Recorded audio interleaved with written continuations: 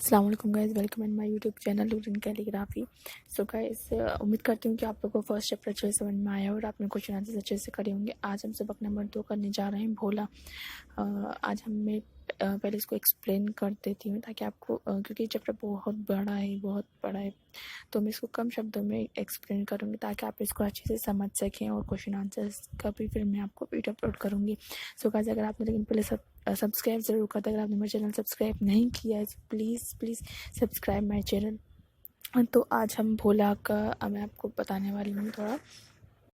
So guys, तो ये जो भोला है, राजन सिंह बेदी ने लिखा है अफसाना एक भोला। उसमें एक बच्चे की नफसियाती मोहब्बत और जिद और उसके एक बच्चे होने के किरदार को पेश किया है। साथ ही समाज के रस्म व रिवाज की तरफ इशारा किया है कि एक विवाह की ज़िंदगी कितनी बेरौनक हो जाती है, मगर इसके साथ एक हमदर्द और मोहब्बत करने वाले ससुर को एक जुमले में पेश कर दिया है कि वो बहू को अच्छे कपड़ों और जेवरों के पहनने की इजाज़त देता है। यानी ये तरगीब है कि समाज में जो खराबी है वो दूर हो सके। तो इसका खुलासा ये है कि इस चैप्टर का कि जो राजन सिंह बेदी ने का अफसाना है भोला, एक मासूम और यतीम बच्चे की कहानी है। इस कहानी में छोटे छोटे वाक़यात हैं जो भोला के दादाजी ने बयान किए हैं। इस अफसाने में एक छोटे बच्चे की मासूमियत, उसके दिल की नरमी और दर्दमंदी को राजेंद्र सिंह बेदी ने बहुत खूबसूरत ढंग से पेश किया है।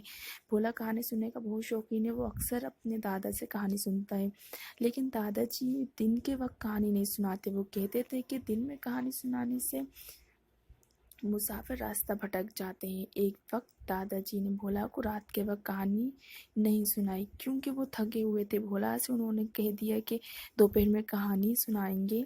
सुबह हुई तो भोला दोपहर का इंतज़ार करने लगा कि वो कहानी सुन सके। उसने वक्त से पहले दोपहर का खाना भी खा लिया। दादाजी अभी खाना ख़त्म ही कर रहे थे कि पटवारी आ गया और कहा कि आज ही फुर्सत है, आपकी खानका वाली ज़मीन नापना है, फिर वक्त नहीं मिल पाएगा। दादाजी ने पटवारी से कुएं पर पहुंचने को कहा और ये भी कहा कि मैं आता हूँ। दादाजी ने भोला को टालने की खातिर कहा कि दिन को कहानी सुनाने से मुसाफिर रास्ता भूल जाते हैं। अब तुम जिद करते हो तो सुना देता हूँ, मगर याद रखो कि कोई मुसाफिर रास्ता भूला तो तुम जिम्मेदार होगे। अब दादाजी ने भोला को 7 शहजादे और 7 शहजादियों की कहानी सुनाई जो बहुत लंबी थी। भोला ने कहानी तो सुन ली मगर खुश नहीं हुआ। अब खौफ के मारे कांप रहा था क्योंकि भोला के मामा को राखी बंधवाने के लिए रात तक पहुंचना था, लेकिन शाम तक उसके मामा जी नहीं आए। भोला घर के दरवाजे पर बैठकर इंतजार करने लगा।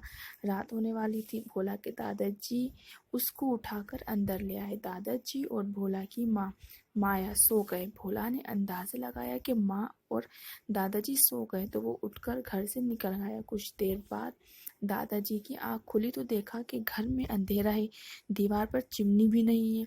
माया ये सुनकर चीख कर रोने लगी। माया की चीख को पुकार सुन और रोना सुनकर पड़ोस की औरतें भी आ गईं और वो भी रोने लगी। गांव में उन दोनों मेला लगा हुआ था और ये मशहूर था कि मेले में ऐसे लोग भी आए हुए हैं कि जो बच्चों को अगवा कर लेते हैं। एक शख्स पुलिस में इतला करने भी चला गया। अभी लोग सुबह के इंतजार में थे कि घर का दरवाज़ा खुला और भोला अपने मामा जी के साथ घर में दाखिल हुआ। साथ में मिठाई की टोकरी भी थी। भोला गोद में और हाथ में चिमटी थी। सब लोग खुश हो गए।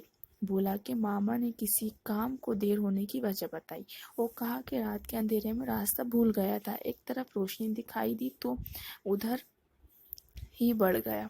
देखा कि भोला कांटों में उलझा हुआ है, उसके हाथ में चिमनी है।